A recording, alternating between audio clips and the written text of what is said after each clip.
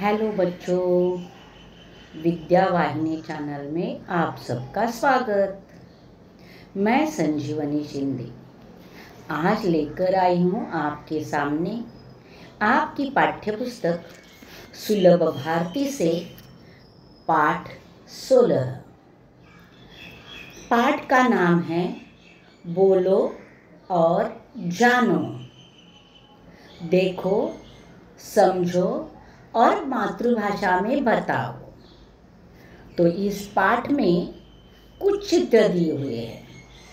उन चित्रों की हिंदी नाम पाठ्य पुस्तक में दिए हैं, उनको पढ़ना है और उन चित्रों को जानना है और फिर अपनी मातृभाषा में उसका नाम क्या है वह भी देखना है। तो चलो बच्चों, एक एक करके हम आगे बढ़ते जाएंगे।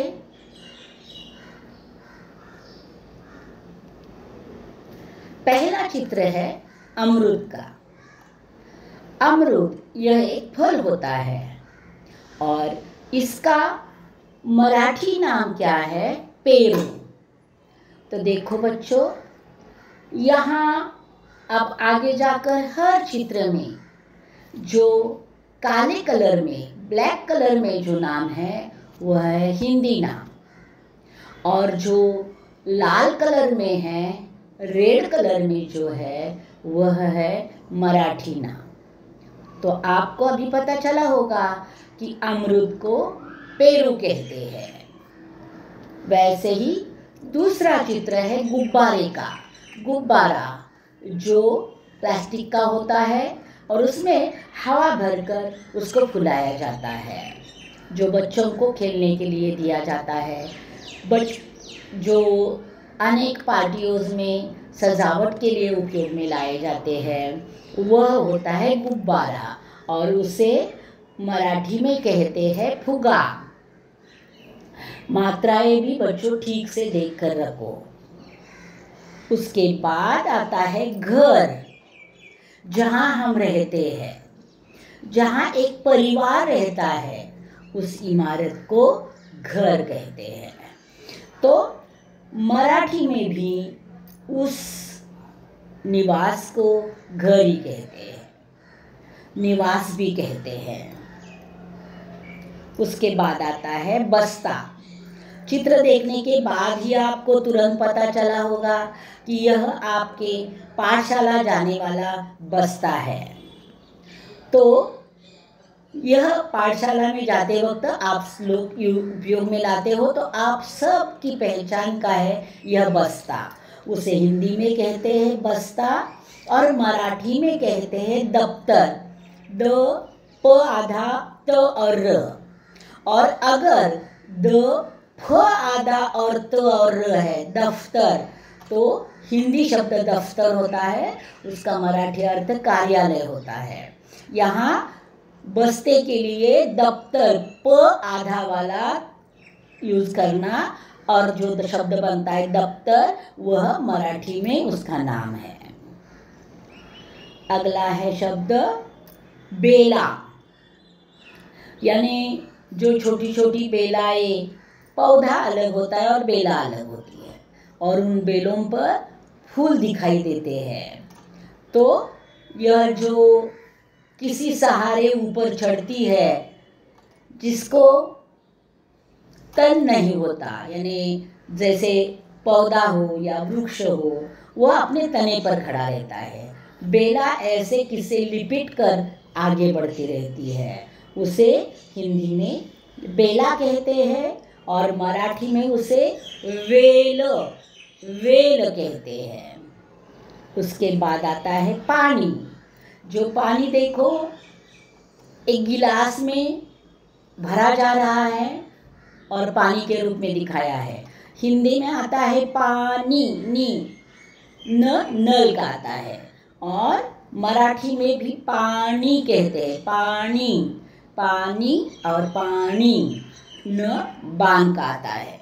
तो दोनों में उच्चारण में अंतर है। पानी यानी हिंदी, पानी यानी मराठी। अब एक गुड़िया दिख रही है।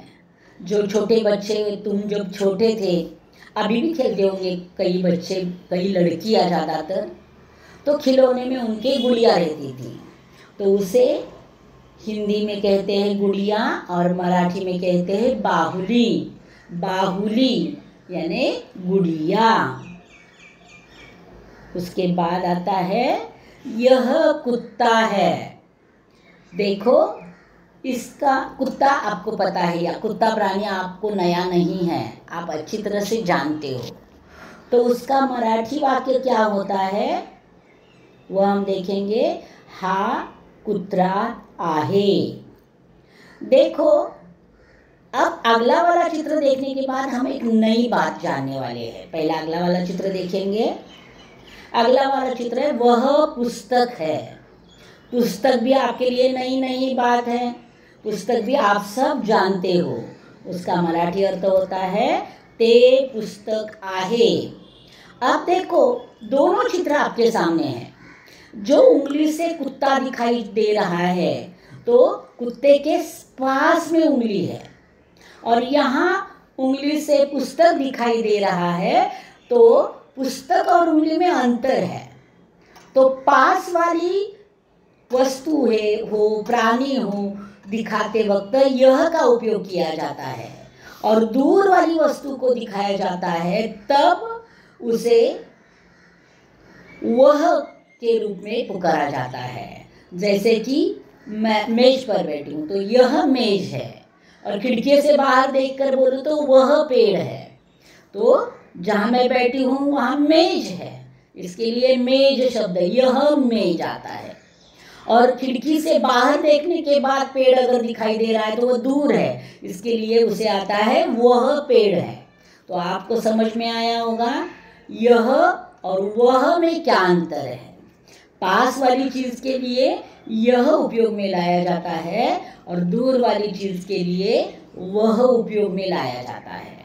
वो याद रखना बच्चों, और बोलते वक्त शुद्ध और व्याकरण की दृष्टि से सही हिंदी बोलना। अगला चित्र है हवाई जहाज। हवाई जहाज जो हवा में उड़ता है, पानी पर तैरता है तो पानी का जहाज, और हवा में चलता है वो हवाई जहाज होता है। उसका मराठी नाम है विमान। उसके बाद आता है कलम। यह कलम भी आपके लिए नई नहीं है, आप सब लिखने के लिए उपयोग में लाते हो। उसे हिंदी में कलम कहते हैं और मराठी में लेखनी कहते हैं। उसके बाद वाला चित्र आता है, देखो, उड़न तश्तरी, यानी अवकाश में जो उड़ाई जाती है, जो वैज्ञानिक अपने संशोधन के लिए उड़न तश्तरी को उड़ाते हैं, उसे मराठी में कहा जाता है उड़न तबकड़ी। उसे मराठी में कहा जाता है उड़न तबकड़ी। उसके बाद आता है मूंछ। देखो, वहाँ एक चित्र दिया है, नाक के नीचे मूंछ दिखाई दी है काली काली, उसे हिंदी में मूंछ कहते हैं। म पर चंद्रबिंदी, मूंछ कहते हैं, और मराठी में उसे कहते हैं मिशी। तो आपको मराठी शब्द सीखना है तो उसे याद रखना। उसके बाद वाला चित्र है तिलचट्टा। आपको तिलचट्टा नाम बहुत सुना नहीं होगा आपने, वह हिंदी नाम है, और लेकिन चित्र में देखकर आप उसे अच्छी तरह से पहचान गए होंगे। उसे मराठी में कहते हैं झुरड़। तो यह हो गए शब्द। और एक चित्र बचा है, वह भी आपकी बहुत पहचान वाला चित्र है, विद्यालय। विद्यालय यहाँ जहाँ आप हर दिन जाते हो, उसे मराठी में कहा जाता है शाळा। तो बच्चों, आपने इस पाठ में देखा है कई हिंदी शब्द, उनके चित्र और उनके मराठी नाम देखे हैं।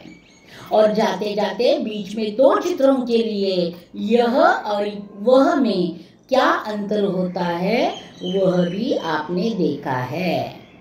इस प्रकार यहाँ यह पाठ पूरा होता है।